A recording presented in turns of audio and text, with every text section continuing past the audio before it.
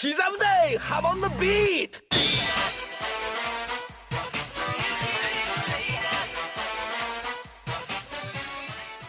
Welcome back to another JoJo chapter review. This time we're taking a look at chapter 25 of the JoJoLands titled Laem Chabang's Investigation. Last time, Jodio and the gang managed to hide the lava rock from Howler, while we learned part of Paco's backstory and it was discovered that Meryl Mei had been kidnapped. This time we pick up with Paco and Usagi outside of Meryl Mei's boutique. Usagi cries about never having had any friends before, with Meryl being one of the only people he can trust. Paco tells Usagi that their relationship is about making money, so Usagi doesn't have to feel bad about leaving since he still has his future ahead of him. Usagi collects himself, showing that he's keeping Meryl Mei's severed fingers in a cup of ice and is hoping to be able to reattach them in time. Inside, Laem Chabang and Ningbo search the boutique with guns for where Lulu might be held. After not finding anything, Laem Chabang starts to interrogate Meryl using her fear-sensing nematodes. Even though Meryl's refraining from answering, the nematodes still detect her reactions to the questions, letting them know she's the leader of the group, and points out the location of the secret room. Before they open it up, Meryl comments that Howler has $50 billion in assets and wonders how much they'll be getting by working for Howler. She offers them a cut if they cooperate, but Ningbo calls her bluff. They open the door and discover Lulu relaxing inside with the comatose Yokohama. After hearing a noise, Ningbo opens fire at the door, and the chapter ends with Paco appearing above Ningbo for an attack. I really enjoyed this chapter. This one was actually shorter than normal at only 31 pages as opposed to the typical chapter that's in the mid-40s range. I'm assuming that's due to the fact that Araki just put out a 51-page Rohan chapter last month, as well as working on some new art for the JoJo magazine releasing shortly after this chapter. And a lot of this chapter was made up of action panels without dialogue, which doesn't take long for me to summarize. However, I think this chapter still gave us quite a lot of things to talk about. We get an interesting moment involving Paco here, since as the chapter opens we see him drawn with an effect of flames in his eyes. This is actually a recurring phenomenon in the series, which Steel Ball Run referred to as Dark Determination. This had made some minor appearances earlier, with Stray Cat, Jolene, and Weather Report all being shown with fire in their eyes at some point as an indication of their will to fight. Steel Ball Run was the first to call attention to it though, particularly in the fight with Ringo, where it was said that having dark determination shows that a person has the intent to kill in order to take control of their future. This went on to appear throughout parts 7 and 8 as an indication of a character's strong resolve. So it's nice to see this finally showing up in part 9, and I think it tells us a lot about Paco's relationship with Meryl Mei that he is this driven to find her.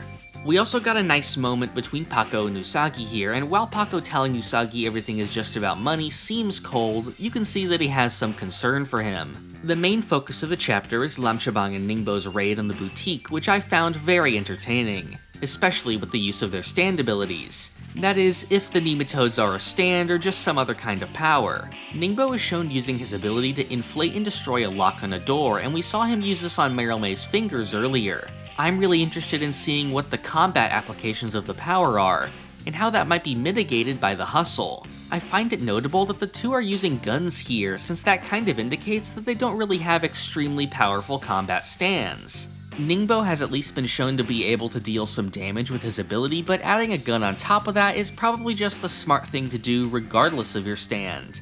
And it's nice to see Araki taking advantage of the fact that he set a story in America again. There's a line here from Laem Chabang that I find really interesting. When commenting on the boutique, she brings up a saying that any business that opens on the main street of Waikiki is guaranteed to boom. Now, this is sort of an offhand line, but it really reminds me of something Norisuke said back in part 8.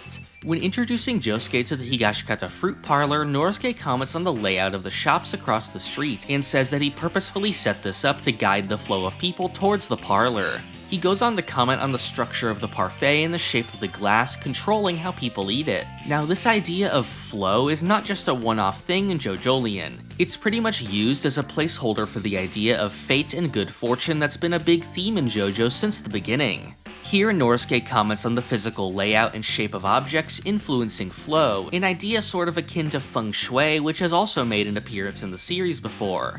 So I think this comment from Laem Chabang may be pointing to a similar idea here, that Meryl Mei has manipulated the flow of money to benefit her business, similarly to what she would later plan to do with the lava rock. That's about everything new in the chapter. Next month it looks like we're jumping into another stand battle, and with how Paco performed in his last one-on-one fight, I'm really looking forward to seeing what else he can do. Meryl also has yet to showcase any kind of stand ability, and we do have to wonder if she has one with how she allowed herself to be captured here. Despite that, she does seem cool under pressure, and made a pretty ominous comment towards the two about things not working out if they go against her. Another wild card in this upcoming fight is Lulu, who we see is just chilling here eating potato chips. I've commented before that Lulu may be a potential ally for the group, and now that a stand battle is about to take place in front of her, we may see her choosing a side. Last month the manga was on hiatus, and instead we got a brand new chapter of the Spokushibe Rohan titled Bruschetta. I covered that in its entirety in my review last month, so do check that out if you're interested. Shortly after this chapter, we're also seeing the release of the 5th issue of the JoJo magazine. Part of the focus seems to be on Rohan, with him getting a new illustration for the cover and a special feature focused on him. It's also coming with a lineup of short novel stories, 2 focused on members of La Squadra, and the debut of the first chapter of a full light novel titled Synchronicity in Morioh. This one is apparently going to star Rohan and Josuke, with Koichi's dog Police somehow getting involved. Speaking of Koichi, he's also the subject of the manga chapter of this issue. This is a comedy manga titled Echoes Act 50 by Kosuke Masuda, who is quite well known when it comes to gag manga. I'll be covering the magazine and everything new inside of it in its own video, so make sure to check that out when it's ready. I'd also like to give a quick shout out to my thumbnail colorist Lou, who has done the coloring for most of my chapter review videos. They're currently looking for commissions to recover from purchasing a new drawing tablet, so do try to help them out if you're interested. If you want to stay updated on new videos, make sure to subscribe and click the notification bell. To get notified about my new uploads and any new chapter releases, you can also join the Hum and Beat Discord using the link in the description. Finally, I'd appreciate if you help support the channel on Patreon or by becoming a YouTube member. It's thanks to your support that I'm able to focus on making these videos. All members get their names featured at the end of every video, and in my main videos I also take viewer questions. Thank you for watching. This is the part of the video where I thank my $5 and up patrons. Thank you to Doorbell, Crayon, Rigovids, Zucato, Pumpkin Doge, Mero, Sponge Cake, Cakext, Feliciano Rabaja, Rayana Meme, Christian McDonough, Emmanuel Etienne, Pulse Dog, Zach Greenfield, FIFO, Rob Goliath, Jacob Smith, Big T, Gold, Red Hot Mayonnaise, Zenkai, Royal Slush, Keenan, Perry, Cho Henshin, Saint Bobo, Max Verstappen, John Garcia, Crankenplank, Puffin32, Fran Studios, Shin Megami Tensei Film Reviews, The Jolly Old Christian Hobbit, Griffiono, and Fiddlehead.